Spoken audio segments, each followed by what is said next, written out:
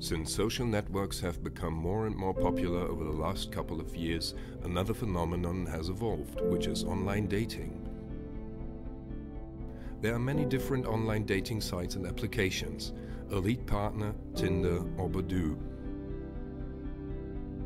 Such apps enable the user to get to know new people and form new relationships. In most cases, these relationships are either on a romantic or a sexual level. Have you done online dating? Oh jee, wat een vraag, ja. Ja, zeker wel. Heb ik wel eens gedaan, ja. Ja. Ook wel succesvol, eerlijk gezegd. Zelfs mijn toekomstige vrouw, die komt van internet. Nein, Online-Dating mache ich nicht. Ja, ich mache Online-Dating. Do you think there are any privacy-related risks of online dating? Ik denk dat er wel risico's aan verbonden zitten, maar ik denk dat het voor mij niet zo van toepassing is. Er zijn honderdduizenden mensen die daarop op zitten en ik heb zelf ook een openbaar profiel, ook op Facebook. Dus ja, dan is er sowieso al heel veel van je bekend. Privatsphäre ist mir sehr wichtig. Deshalb würde ich auch kein Online-Dating machen. Ich hätte keine Lust, öffentlich zu sagen, was ich an Vorlieben habe, wen ich suche. Und wenn ich mich mit jemandem verabreden würde, müsste ich in jedem Fall ja meine Handynummer und meine Adresse preisgeben. Das möchte ich nicht. Nein, eigentlich sehe ich da keine Risiken. Have you ever heard of catfishing?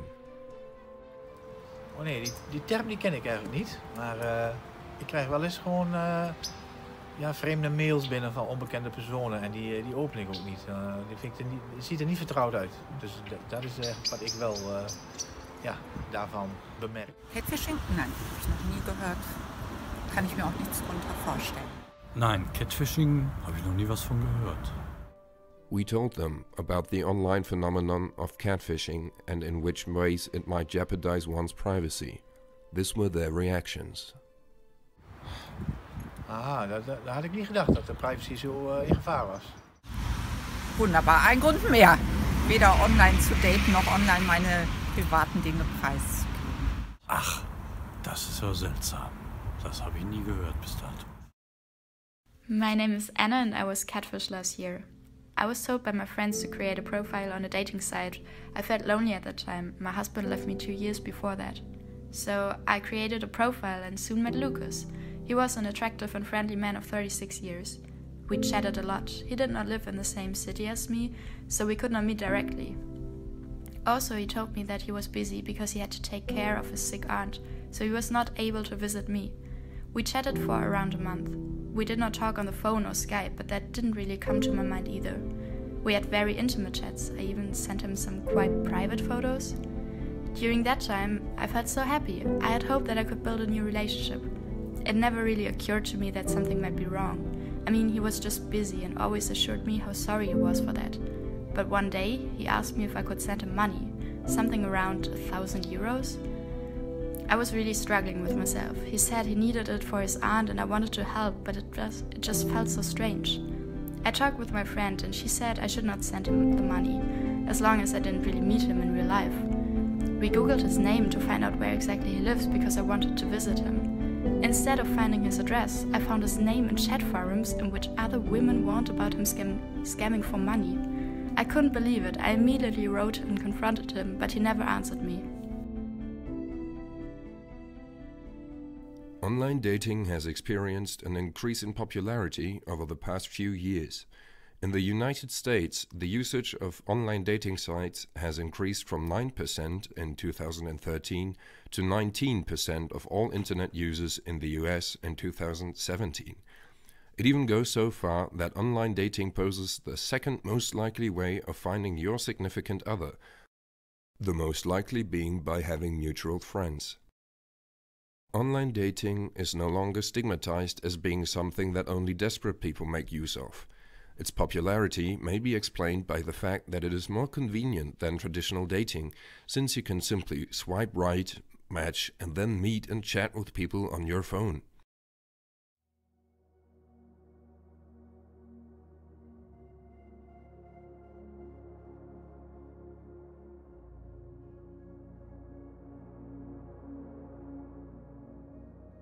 To me, catfishing means a way of, I don't know, having fun, a bit of entertainment. I used to do it with a friend of mine, and we, as I said, we just did it as a way to entertain ourselves.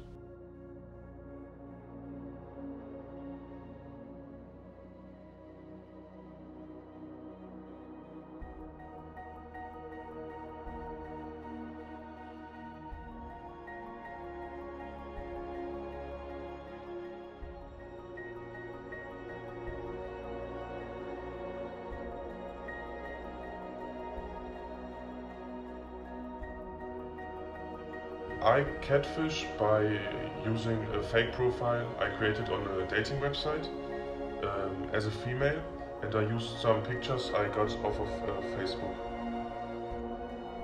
So what is catfishing exactly and how much does it occur? First, let's start off with a definition. A catfisher is a person who sets up a false personal profile on a social networking site for fraudulent or deceptive purposes. The group that is most targeted by catfishers are adults, females and males between the age of 30 and 55. Reports in America show a rising trend in the number of cases that are reported. In 2011, alone in America, 5,600 cases of romance scams were reported.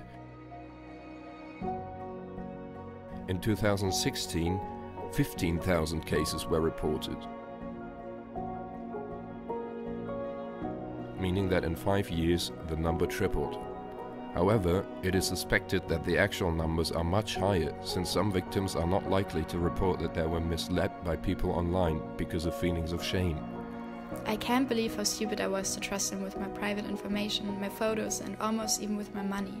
I still fear that my private photos will appear on the internet. I'm really ashamed of them.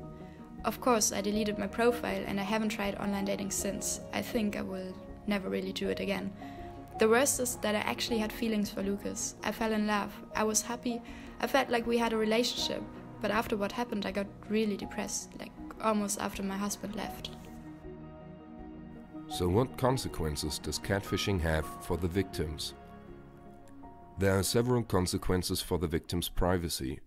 It causes significant damage to the victim on an emotional as well as a financial level. The privacy of victims is highly violated by this romance scam, as victims share personal information and private pictures with the catfish, which can lead to bullying, blackmailing, and public embarrassment when this information is made public. In 2011, victims in America reported losses of $50 million. This is an average loss of $8,900 per case. 5 years later, in 2016, the number of losses increased to $230 million in America only, averaging at $15,300 per case. So what is it like to be on the other side of the screen? The information I receive by catfishing is usually pretty harmless. It's just guys flirting with me. But on one occasion, a teacher from a school contacted us. He was in his 50s, I think, and he disclosed a lot of information to us. Of course, we didn't do anything with it because it wasn't about that. It was just about fun. But I think we could have done pretty serious harm to him and his reputation. He sent us a lot of personal information, as well as some dirty pictures, one could say. And if we wanted to do something with that, we could have just sent it to his employer and probably, I don't know, have him get in serious trouble because he's teaching people that are the age of the profile we created. As we have seen, the virtual world of today's society encounters a lot of scams. Based on the increasing rates of catfishing over the last years, it is expected that it will grow even more in the future. The high violation of the victim's privacy and other damaging consequences raise the question on how to prevent oneself from being catfished. Avoiding being catfished can be very difficult because of the sheer volume of people we interact with online each and every day.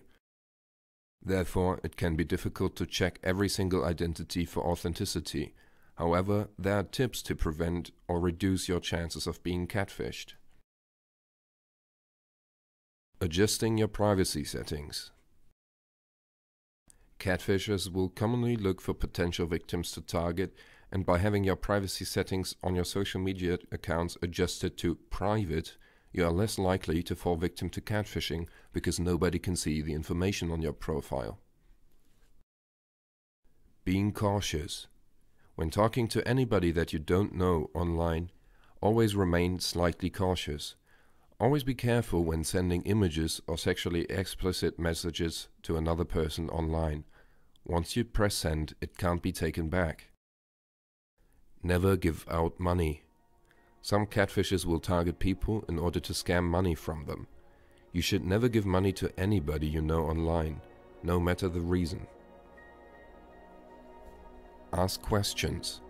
As uncomfortable as it might be, don't be afraid to ask as many questions as you need in order to feel comfortable talking to someone. If they are a catfish, they might give contradicting answers, which makes their identity suspicious.